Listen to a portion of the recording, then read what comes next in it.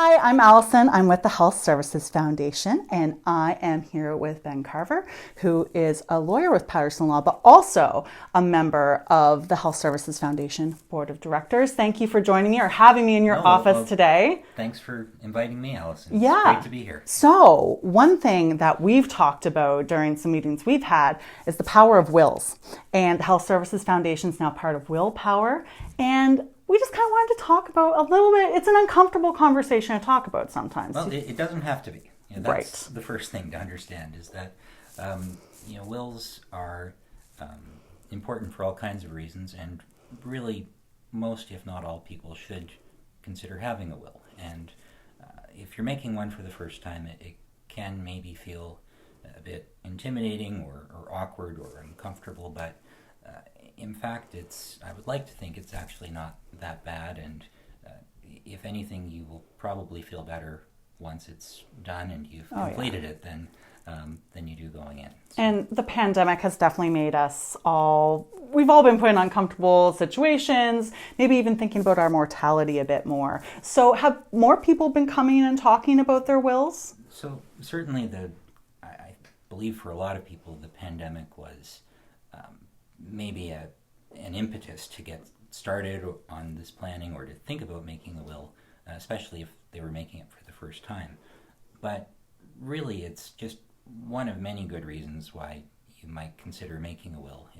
Certainly when these sorts of things happen, there's a tendency to think about your mortality and all of these things, but really it's something that, although it may seem kind of boring or inconvenient, is just also important. There is really no time like the present, pandemic or otherwise. It's just an important thing to do, an important thing to think about. And if I might also add, it's important to make a will, but it's also important to keep it up to date. Mm-hmm. Because things do change, and the pandemic is just yet another reminder of that.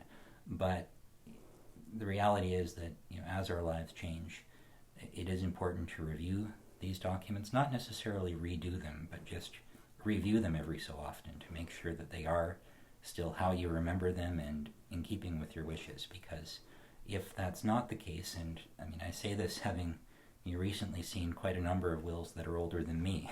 It happens because they are living documents, but sometimes we put them on the shelf and we forget. That's right. And so it is important just to dust them off, review them every so often, and make sure that they are, as you remember them and also how you want them. When the pandemic first struck, there was a lot of interest in making wills and having wills done.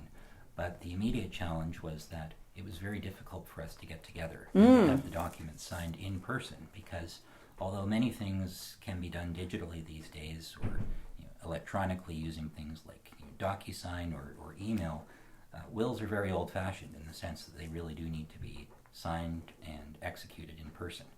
And so it was a lot more difficult to do that at the onset of the pandemic. Now that we're having at least a bit of a reprieve, it's a bit easier to do that. And so in many ways, if you have been thinking about it, it's just a good time to move forward and get that finalized. That's right. There's no extra hurdle with the pandemic. We're working on it. Exactly. and it's good for people to realize that their will is really their power. So we will talk to you guys again about your willpower.